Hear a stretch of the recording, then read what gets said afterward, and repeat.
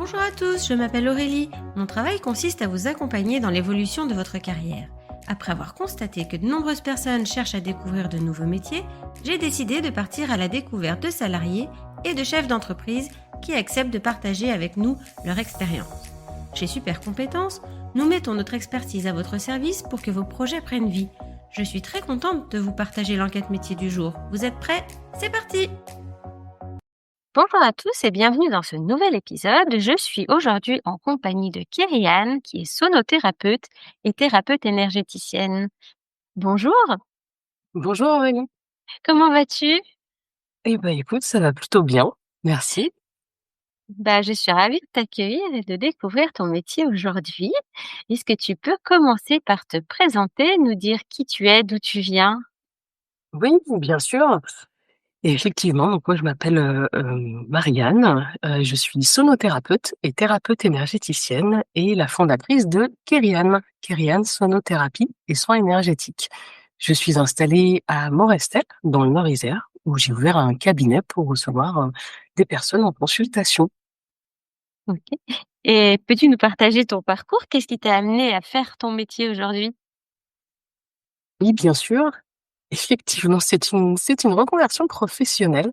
De formation, je suis ingénieure chimiste et mon parcours initial d'ingénieur, en tout cas, a nourri ma passion pour les sciences, les voyages et puis ensuite mon amour pour la nature, pour, les êtres vivants, m'a poussé à suivre des formations, d'abord pour mon développement personnel, dans les domaines des soins énergétiques, tant pour les animaux que pour les humains, et c'est comme ça que j'ai découvert la sonothérapie. J'ai décidé donc de me former plus spécifiquement à cette partie-là et aujourd'hui, j'ai voulu me consacrer pleinement à ma passion et c'est comme ça que j'ai décidé d'installer un cabinet où je peux recevoir les personnes qui me consultent dans un véritable espace de bien-être, en tout cas un espace qui leur est dédié. OK, super, donc un métier passion que tu exerces. Est-ce que tu peux nous en dire un peu plus? C'est quoi tes missions? Comment tu exerces ton métier? Oui, bien sûr, effectivement, la sonothérapie, c'est une pratique assez ancienne qui utilise les sons et les vibrations, donc vraiment les fréquences, pour favoriser le bien-être à la fois physique, émotionnel et mental. Elle repose sur le principe selon lequel le son et les fréquences ont le pouvoir d'influencer notre état intérieur, notre santé et notre conscience. Donc, l'objectif, c'était vraiment de pouvoir proposer tout un panel en fait de séances pour accompagner les personnes, soit sur, des problématiques assez spécifiques, en complément par exemple, d'un traitement médical, d'un traitement particulier, soit simplement pour, du bien-être, de la relaxation. D'accord, et donc à quoi ça ressemble une séance, de sonothérapie si on a du mal à visualiser? Enfin pour ma Oui. part en tout cas. Je pense qu'aujourd'hui, l'utilisation, par exemple, des bols tibétains, c'est beaucoup démocratisé. Je pense que c'est un bon point d'entrée pour se représenter ce que ça peut être que la sonothérapie. Et c'est vrai que ça fait partie des outils que j'utilise, même si c'est pas les seuls. Aujourd'hui, moi, je favorise beaucoup l'utilisation des diapasons. Donc, les diapasons, c'est vraiment ce petit outil qu'on utilise en musique qui donne le la. Moi, j'en utilise. Ils sont légèrement différents parce que ils sont ce qu'on appelle lestés, c'est-à-dire qu'ils possèdent des masses sur les branches qui fait qu'on les entend peu à l'oreille. Par contre, on les ressent beaucoup plus en termes de vibration et je les appose en fait sur le corps, soit sur différents points du corps pendant une séance. Donc, ils sont calibrés sur des fréquences spécifiques en fonction de ce que je vais vouloir travailler et c'est comme ça que se déroule en fait une séance de sonothérapie standard, j'ai envie de dire. Après, bien évidemment, je peux compléter ou faire des séances différentes en fonction de ce qu'on recherche avec la personne, en utilisant des instruments, des bols tibétains, des bols de cristal, enfin tout un panel d'outils finalement, disponibles et à notre disposition en sonothérapie. D'accord, c'est oui, c'est assez particulier et intriguant, on va dire pour ma part. Mais c'est ça a l'air chouette en tout cas. Et donc, tu accompagnes quel type de personnes en général? Des particuliers, des professionnels? Alors, je peux effectivement accompagner beaucoup de particuliers. Ça, c'est, la majorité des personnes qui viennent me consulter en séance individuelle. Je peux également proposer je propose tous les mois notamment, des voyages sonores. Donc là, on est sur une séance qui va être collective, c'est-à-dire qu'on se rejoint dans un endroit, là, on est vraiment sur de la relaxation sonore où les personnes n'ont rien à faire, elles ont juste à venir, fournir tout le matériel et pendant 1 heure, on fait un voyage sonore, donc il y a une histoire, pas forcément parlée, mais en tout cas accompagnée avec tout un panel d'instruments vibratoires. Et en parallèle de ça, je propose effectivement des séances, en dehors de mon cabinet. C'est-à-dire que je peux intervenir pour ce qui va être des séminaires d'entreprise, des team building où on recherche des activités un petit peu originales, un peu bien-être. Je peux intervenir, par exemple lors d'enterrements de vie de jeunes filles. J'interviens également en EHPAD. Donc, c'est vraiment assez, large.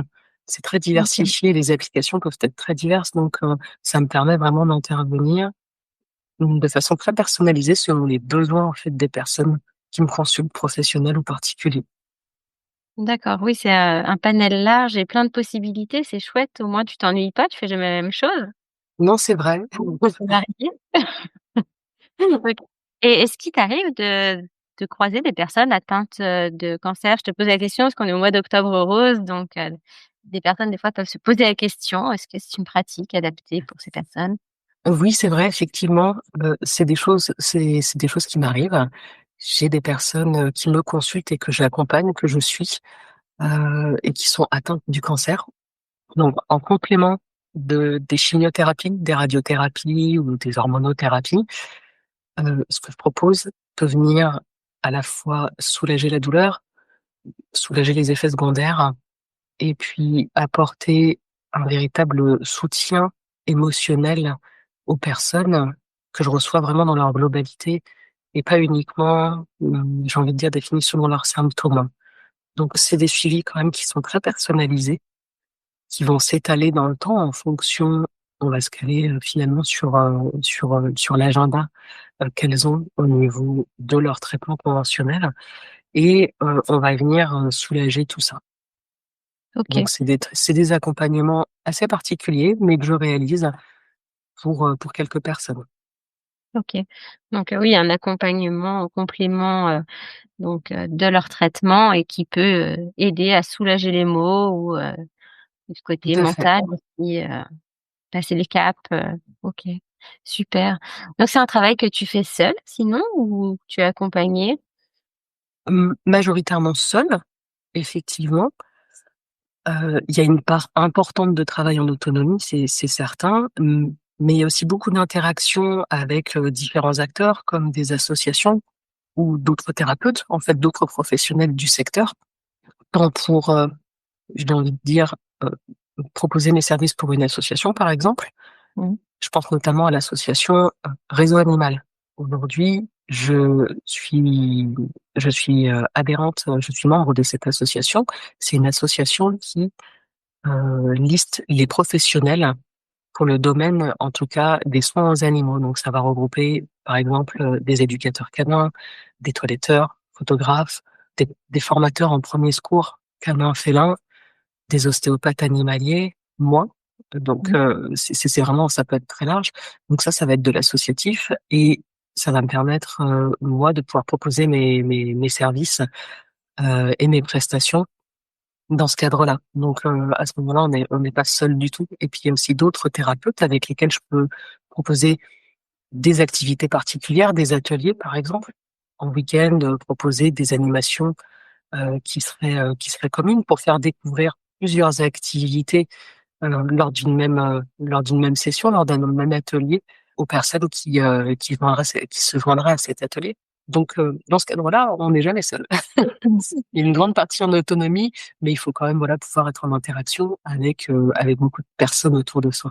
Voilà, donc on n'est pas toujours trop tout seul. C'est chouette. Pas toujours. Non, non. On est moins isolé, parce que des fois, les indépendants se disent: «Ah mais je vais être isolé» ou mais il y a des possibilités de travailler avec d'autres personnes, de se créer des partenariats.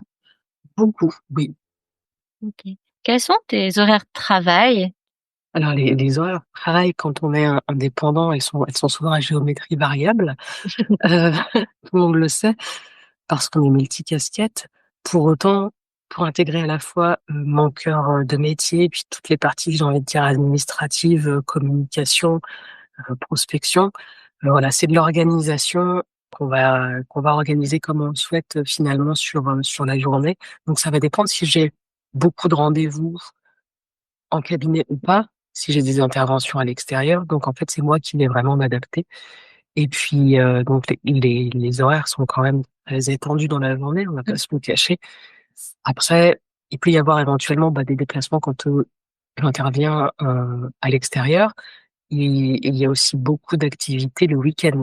Les week-ends sont quand même des moments privilégiés pour, rencontrer et échanger avec d'autres personnes. C'est souvent des moments lors desquels on va retrouver des salons, des événements auxquels les particuliers peuvent venir, gratuitement. Donc, pour moi, en tant qu'indépendant, c'est vraiment des moments que je privilégie. C'est aussi des moments sur lesquels je vais proposer, moi, mes formations, par exemple. Parce que je sais que c'est pas toujours évident pour les gens de le faire en semaine, de poser des congés ou autre. Donc, je vais proposer mes services et mes prestations aussi à ce moment-là. Donc des horaires quand même très, très étendus, mais qui sont vraiment adaptables en fonction de notre besoin. OK. Donc adaptable, mais en fait, oui, tu continues, enfin tu adaptes aussi à tes contraintes. Ouais, tout à fait. OK. Quelles sont les compétences nécessaires pour faire ton travail? Des compétences nécessaires, beaucoup d'organisation et de rigueur, déjà. Je pense que c'est indispensable. Après, je pense qu'il faut aussi avoir une véritable capacité à prendre du recul parce que c'est pas toujours évident d'analyser un petit peu ce qu'on fait, de savoir dire, je me mets un peu en retrait, je regarde, est-ce que c'est la bonne direction, c'est pas la bonne direction? Voilà, simplement parce qu'on a souvent la tête dans le guidon Mmh. et on n'a pas toujours, cette capacité à évaluer un petit peu de manière objective ce qu'on fait. Donc, voilà, ça c'est, à mon sens, les qualités qu'il faut avoir. Je sais pas si c'est des qualités, en tout cas, je pense que c'est important Oui, d'avoir bien ça sûr, tout pour, à fait. pour viabiliser l'activité, on va dire. OK. Est-ce qu'il y a beaucoup de demandes de la part, des personnes? Est-ce que, finalement, on trouve facilement des clients ou, comment tu fais pour te faire connaître? Enfin, c'est un peu la question que les gens se posent en général quand on je recherche un métier. Est-ce qu'en fait, on va pouvoir en vivre? Bien sûr, c'est légitime. Les gens se montrent de plus en plus curieux vis-à-vis des médecines douces. Heu, L'objectif, c'est vraiment de leur proposer des approches complémentaires et surtout des espaces dans lesquels ils peuvent se sentir en sécurité et s'autoriser à lâcher prise. L'écoute et la bienveillance sont vraiment clés pour les accueillir dans leur globalité, leur apporter soutien et considération quand, ils ne le trouvent pas forcément, ailleurs. Après, le pendant, c'est qu'il y a quand même de plus en plus de métiers, de formes de thérapie alternatives qui se développent et il n'est pas toujours évident pour un client potentiel de se dire: «Mais je vais plutôt aller vers, de la sonothérapie», enfin, pas grand monde en a entendu parler, plutôt que d'aller vers de la réflexologie, d'aller vers, de l'acupuncture. Enfin, voilà. En fait, ça va vraiment dépendre de ses affinités avec, certaines techniques ou avec certains thérapeutes, parce que c'est important de se sentir en confiance avec la Mmh. personne qu'on va voir, bien évidemment. Après, il est nécessaire de se faire connaître et ça, c'est un petit peu, on rejoint un petit peu ce qu'on disait par rapport au fait de ne pas être, seul parce qu'on faut travailler avec les acteurs locaux, faut réussir à se faire connaître. Ça passe par plusieurs canaux, heu, à la fois de la prospection directe, du réseautage aussi, Mmh. mais également, bien évidemment, de la communication, sur les réseaux sociaux qui peut être, parfois assez ingrate et très chronophage. Mais en fait, il faut cibler, faut faire une analyse un petit peu de ce qu'on souhaite, comment on souhaite le faire et puis cibler la façon dont on souhaite se faire connaître et communiquer. À partir de là, après, ça va déjà un petit peu mieux et puis, il faut de la patience, ça prend du temps parce que mine de rien, ce qui fonctionne encore le mieux, c'est le bouche à oreille. C'est pas forcément que ça fonctionne le mieux, mais en tout cas, c'est ce qui donne le plus confiance et je pense qu'on est un petit peu tous pareils là-dessus. Je prends souvent l'exemple du restaurant. Quand on nous parle d'un restaurant, on a tous tendance à aller voir, déjà les avis Et puis, si en plus on a quelqu'un qui nous dit: «Bah, ah moi j'y suis allé, tu vas voir, c'est super», bah, ça renforce encore plus, la confiance. Bah, ça fonctionne un petit peu pareil aujourd'hui, pour tout et et les formes de thérapie alternative en font partie. Donc c'est de la patience, pour arriver, voilà, à la fois à se faire connaître, mais surtout à gagner la confiance des clients, j'ai envie de dire. OK, C'est nos meilleurs ambassadeurs. OK. Et est-ce que c'est un métier où on peut en vivre? Oui, comme tous les métiers effectivement de thérapeute.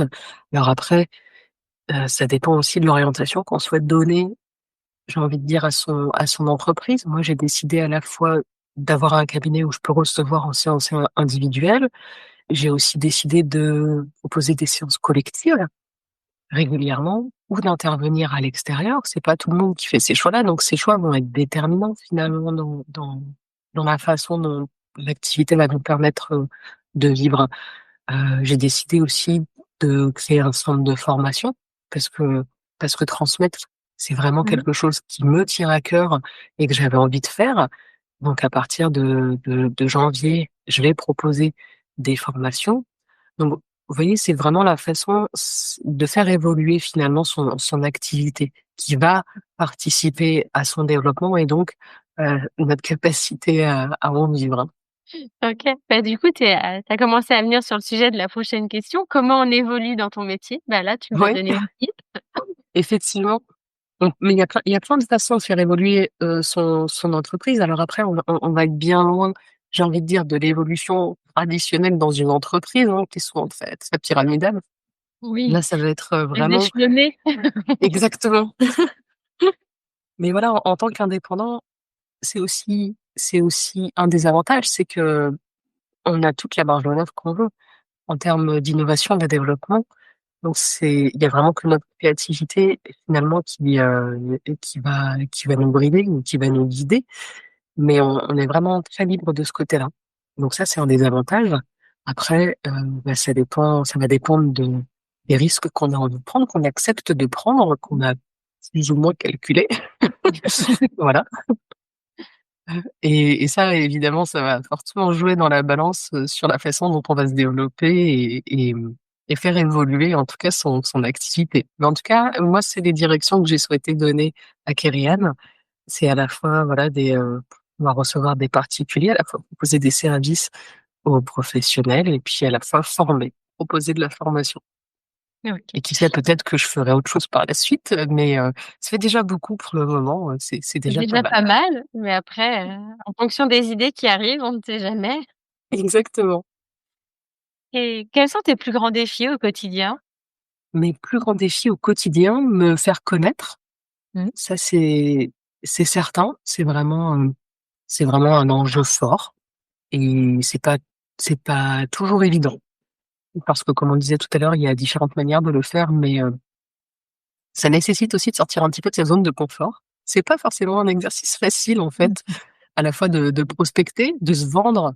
Se vendre, c'est pas naturel. Enfin, pour certaines personnes, ça l'est et c'est d'ailleurs pour ça qu'ils s'orientent dans ces métiers-là, ce que je trouve, réellement admirable parce que quand, je vois certaines personnes faire, je me dis: «Waouh, on sent que là, il y a quelque chose d'inné». Voilà, pour moi, c'est un vrai défi parce que c'est pas forcément très naturel. J'aime parler de mon métier, j'ai aucun problème à en parler, mais c'est vrai que, heu, faire cette, démarche d'aller le présenter, d'aller, chercher des partenariats, pour se faire connaître et autres, bah, c'est pas toujours évident, c'est un défi. C'est un beau défi. Mmh. Et quels sont tes moments de gratitude? Oui. Alors les moments de gratitude que je peux avoir, vraiment ceux qui me viennent en premier à l'esprit, c'est l'aboutissement d'un accompagnement. Voilà, j'ai vraiment eu cette chance de pouvoir accompagner des personnes pendant un temps assez long, sur plusieurs séances et vraiment constater à la fois les améliorations et les changements qui se sont opérés chez ces personnes-là et le fait ensuite entre guillemets, «de plus les revoir» finalement parce Mmh. qu'on est arrivé à ce qu'on souhaitait, vraiment au terme de ce qu'on pouvait faire. Ça c'est vraiment un moment de gratitude parce que elles sont à la fois satisfaites, elles se sentent mieux et en fait on a réussi Et ça c'est vraiment gratifiant. Est-ce que tu aurais une anecdote amusante ou un fait marquant à nous partager? Je me souviens lors du premier salon que j'ai fait, heu, donc encore une fois, c'est un exercice un peu difficile au départ, on ne sait pas comment ça va se passer, bref, on est toujours un petit peu stressé, voilà, donc le salon démarre et là, la première personne qui vient me voir, c'est quelqu'un qui se met à vraiment me raconter sa vie très en détail, mais vraiment un discours, comme si c'était un discours très rodé. Bref, donc qui qui reste un petit moment, sur le stand et bon finalement qui repart, voilà et je me rends compte que cette personne fait le tour d'à peu près tous les stands de la même manière et en allant discuter avec une collègue qui avait son stand, j'apprends que c'est une personne qui fait ça systématiquement à chaque salon avec la même histoire et donc j'éclate de rire parce que je me dis vraiment c'est la première personne puis, tu sais quand c'est la première personne, tu es Oui, hyper enthousiaste, tu te dis: «Allez j'y vais», enfin voilà, donne et tout. donc j'étais tombée là-dessus et je refais et je me dis: «Bah, quand même ça me paraît un petit peu gros quoi», et ben, pas du tout. Quelques mois ou ouais peut-être 6 mois plus tard, je ne sais plus, quelques mois plus tard, je refais un autre salon à un autre endroit et ben, ça n'a pas raté. Même personne est revenu me voir avec le même discours, exactement la même chose. On dirait qu'il y avait une feuille de route. Voilà, c'était, et qui a refait la même chose, sur les D'accord. autres stands. C'était voilà, c'était très drôle. C'était quand même très drôle à regarder, surtout que c'est comme si finalement cette personne se souvenait pas d'être déjà passée sur les stands, d'avoir raconté la même histoire à chaque personne. Je me dis: «Mince, si de surcroît elle le fait à chaque fois, en plus, au bout d'un moment, ça doit rester». Voilà, c'était amusant parce que moi, c'était la première fois, pour moi et Voilà. j'essayais vraiment de, voilà, de travailler Ouais, mon discours et j'étais tombée là-dessus en premier, ce qui, j'ai trouvé ça finalement très ironique. voilà. Formateur. Exactement. Et donc, pour finir, quels conseils tu pourrais donner aux personnes qui voudraient faire ton métier? Hem, de bien se préparer en amont.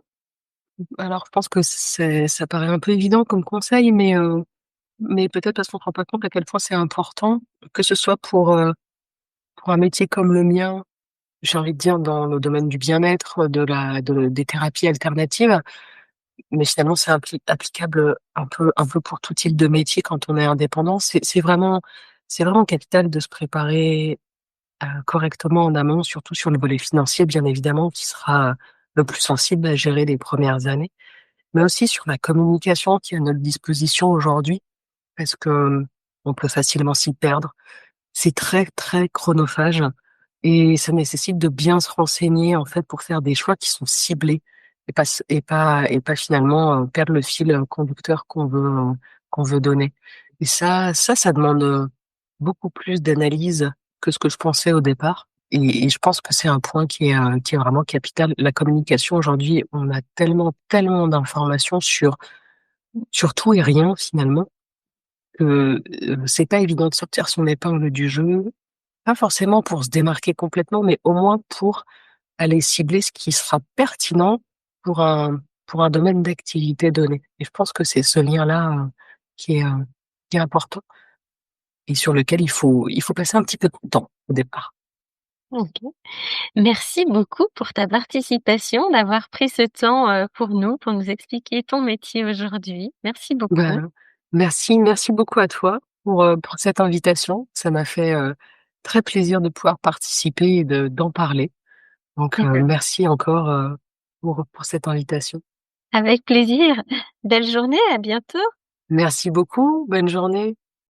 Merci d'avoir écouté ce podcast. Vous retrouverez les liens de notre invité du jour en description. Vous trouverez également l'enquête métier du jour en version PDF dans les notes de l'épisode. Si l'interview vous a plu, n'hésitez pas à la relayer autour de vous et de la noter sur votre application de podcast préférée. Vous pourrez retrouver l'ensemble de nos services sur supercompétences.fr. Si vous voulez partager votre métier, prenez contact avec moi pour que nous puissions en discuter. Je reste également disponible pour parler avec vous de vos projets de reconversion professionnelle. Je vous donne rendez-vous au prochain épisode. Belle journée!